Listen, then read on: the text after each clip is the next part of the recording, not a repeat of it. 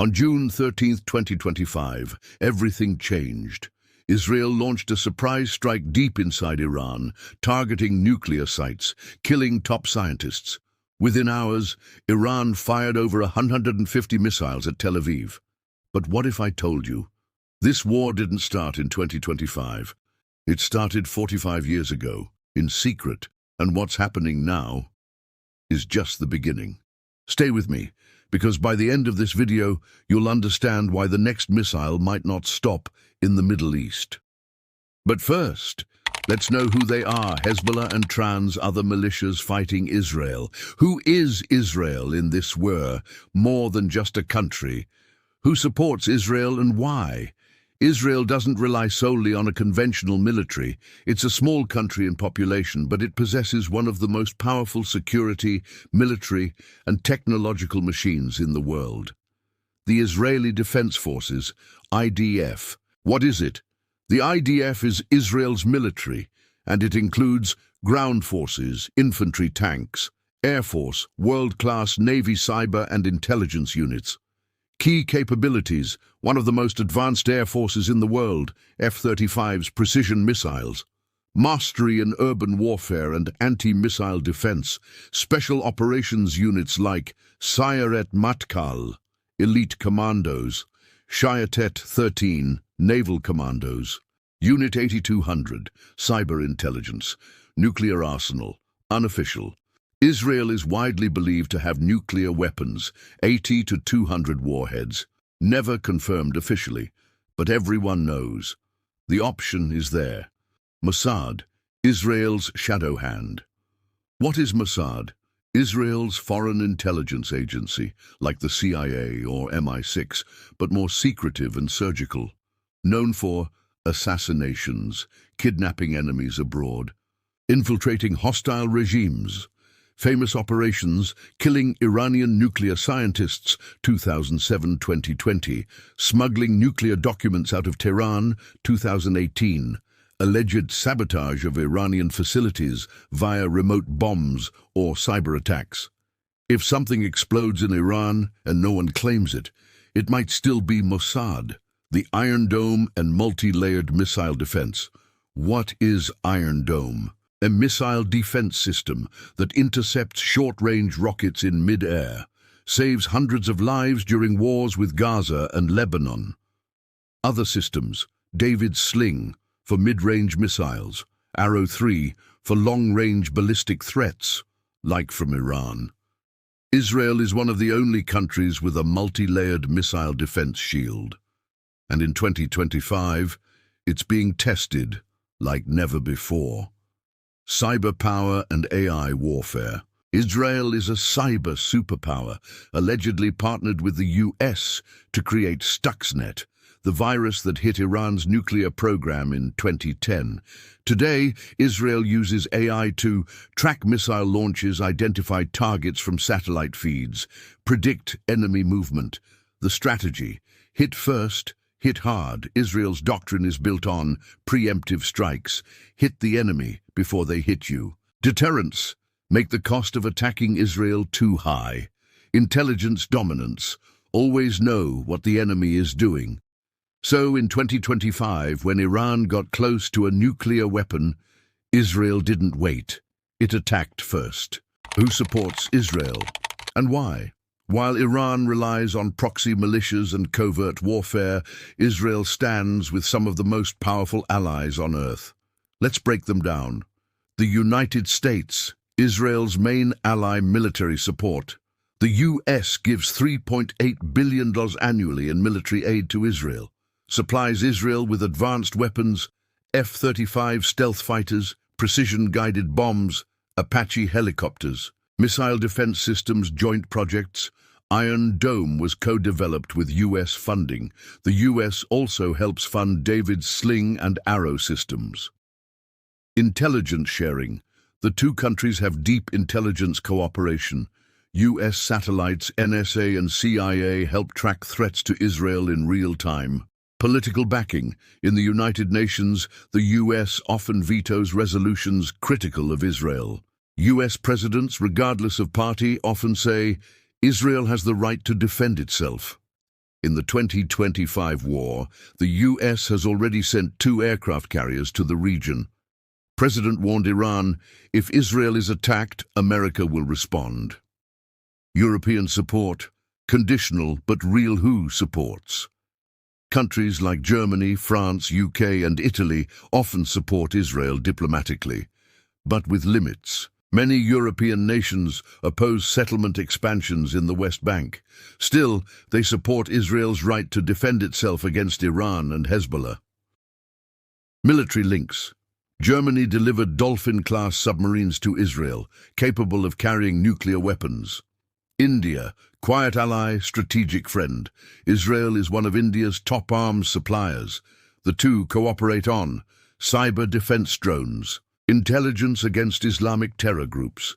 India doesn't interfere politically, but it silently supports Israel's survival. Azerbaijan, the northern gateway. A Muslim country but close partner with Israel, shares a border with Iran. Israel uses Azerbaijani airspace for surveillance and logistics, global tech and cyber alliances. Israeli companies are deeply connected to Silicon Valley, European tech hubs, and US military contractors. During wartime, this gives Israel access to elite technologies, global cyber intelligence, AI warfare enhancements. Bottom line, Iran has militias. Israel has superpowers, but Iran plays the long game, underground, patient, spread out. Israel moves fast, with high-tech strikes and elite force. In 2025, we're seeing what happens when 2 different kinds of power finally collide. Who are Hezbollah and Iran's other militias fighting Israel? When we talk about the Iran-Israel war, it's not just about missiles and governments. It is about a powerful shadow network that Iran has built across the Middle East. A network of loyal militias ready to fight and die, not just for Iran, but for its ideology. Let's break it down. Hezbollah, Iran's arm in Lebanon. Who are they? Founded in 1982 during Israel's invasion of Lebanon, created, trained and fully backed by Iran's Islamic Revolutionary Guard Corps, IRGC. Official goal, resistance against Israel. But in reality, they're Iran's most powerful proxy army. What can they do? Over 100,000 missiles pointed at Israel, combat-hardened fighters with real battlefield experience, especially from the Syrian civil war. Elite units like the Radwan force trained for cross-border operations into Israel. Why Iran needs them. If war breaks out, Hezbollah opens a second front in the north, stretching Israel's defense, gives Iran plausible deniability. That wasn't us. It was Lebanon. Shiite militias in Iraq and Syria, Iran's regional muscle. Who are they? Armed groups like Kataib Hezbollah, Asaib al-Haq, Vitamiyun Brigade, Afghan fighters, Zainabiyun Brigade, Pakistani fighters. Where are they based? In Iraq and Syria, with deep ties to Iran's IRGC Quds force. What do? Attack US bases and Israeli interests, launch rockets and drones across the region, smuggle weapons to Hezbollah via Syria. Their role in the big picture, they form part of Iran's Shia Crescent, a corridor of influence from Tehran to the Mediterranean. They make it almost impossible to attack Iran without facing retaliation from multiple directions. The Houthis, Iran's southern proxy in Yemen. Who are they? A Shiite rebel group in Yemen, Zaidi sect, took over the capital, Sana'a, in 2015, backed by Iran. Supplied with missiles, drones and advisors, even received precision-guided tech to strike faraway targets. What have they done against Israel? In 2023 and now in 2025, they've launched drones and missiles at Israel from over 1,500 kilometers away. Targeted Israeli-linked ships in the Red Sea, threatening global trade. In the 2025 war, Hezbollah has begun cross-border raids and rocket attacks from Lebanon. Militias in Syria have launched missiles toward the Golan Heights. Houthis are threatening Israel's Red Sea supply lines with drone strikes. Iran hasn't fired a single missile directly, but its entire army is already fighting. The forgotten beginning before 1979. Believe it or not, before 1979, Iran and Israel were close allies. Under the Shah, Mohammad Reza Pahlavi, Iran had strong ties with the West, including Israel. Israeli companies operated in Iran. There were secret trade and intelligence deals. Both countries even cooperated on nuclear technology, but all of that changed. In 1979, the Islamic Revolution, everything flips.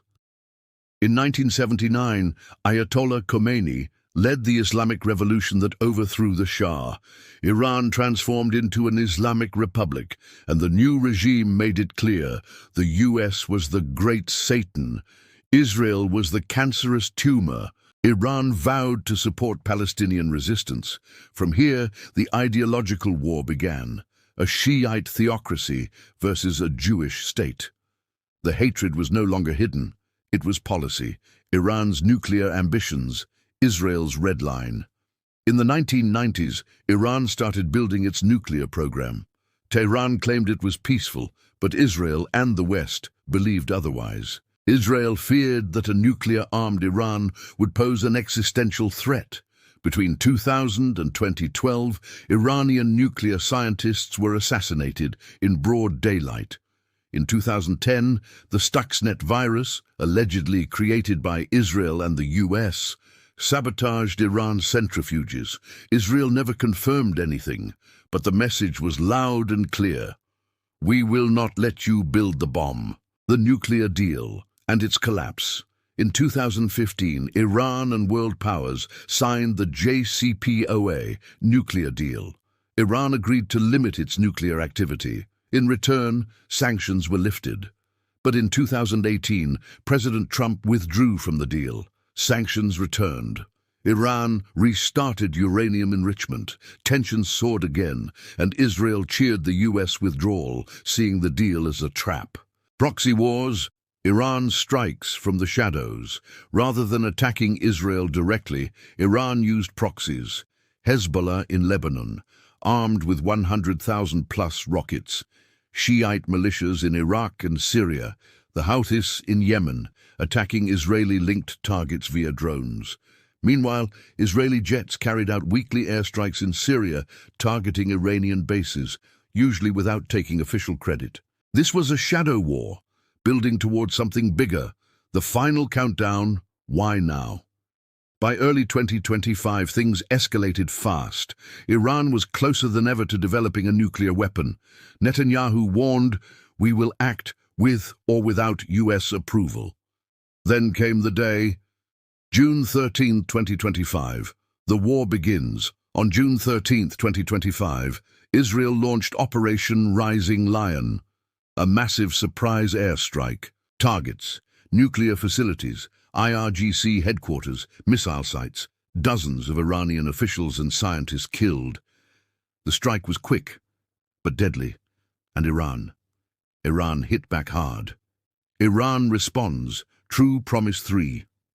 Hours later, Iran launched its largest ever attack, over 150 ballistic missiles, more than 100 drones. Targets: Tel Aviv, military bases, oil refineries. Israel's Iron Dome intercepted many, but not all.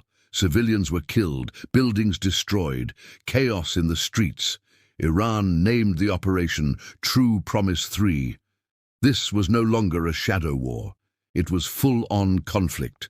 The world holds its breath. As the missiles flew, the world watched in fear. Will Hezbollah enter the war? Will Israel strike Iran's underground nuclear site at Natanz? Could the US, Gulf states, or even Russia get involved? Oil prices surged. Flights were grounded. The entire Middle East was at the edge of war. A pause, or the start of a bigger war. As of mid-June 2025, fighting continues. But behind the scenes, diplomacy has started. Iran says, we'll stop if Israel stops. Israel says, we won't stop until Iran's nuclear threat is eliminated. So what now? A ceasefire or the beginning of a regional war that could set the whole world on fire? Why this matters to you? This isn't just about Iran and Israel, it's about global oil prices, air travel, Middle East stability, nuclear escalation. This war has been building for decades through assassinations, cyber attacks, secret deals, and ideological battles. And now, it's no longer in the shadows. Want to understand the conflicts shaping our world? Hit that subscribe button, turn on the bell, and stay tuned, because this war might just be the beginning.